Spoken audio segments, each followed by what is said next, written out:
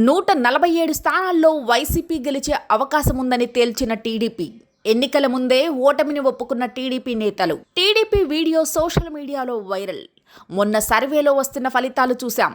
ఇప్పుడు TDP internal సమావేశంలో జరుగుతున్న వీడియోలో కూడా అదే కనిపిస్తుంది, వినిపిస్తుంది. విజయం జగన్దే. రాష్ట్రంలో వైసీపీ దూసుకుపోతోంది. సీట్లు ప్రకటన దగ్గర నుంచి ఫుల్ జోష్ కనిపిస్తుంది. ముందుగానే అభ్యర్థులను ప్రకటించి ప్రతిపక్షాలకు షాక్ ఇచ్చింది వైసీపీ.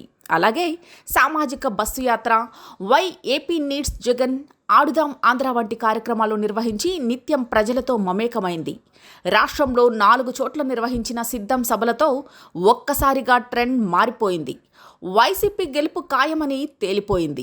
ప్రజలు వైసీపీ వైపే మొగ్గు చూపుతున్నారని అర్థమైంది. దీనికి తోడు చంద్రబాబు నిర్వహిస్తున్న సభలకు ప్రజల నుంచి అంతంత మాత్రంగా స్పందన రావడంతో క్యాడర్లో టీడీపీ నిరుత్సాహం మొదలైంది. టీడీపీ జనసేన మధ్య పొత్తు పొసగలేదు. సీట్లు సర్దుబాటులో చిచ్చు చెలరేగింది. క్షేత్రస్థాయిలో క్యాడర్లో సమన్వయం కొరవపడింది. టీడీపీ కూటమిలో తిరుగుబాటు బావుట మొదలైంది.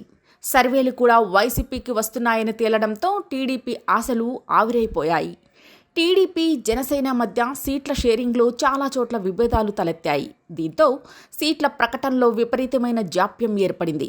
దీనికి తోడు 147 నియోజకవర్గాల్లో వైసీపీ ముందంజలో ఉందన్న వీడియో ఒకటి బయటకు లీక్ అయింది. ఈ వీడియో సోషల్ మీడియాలో వైరల్ అయింది.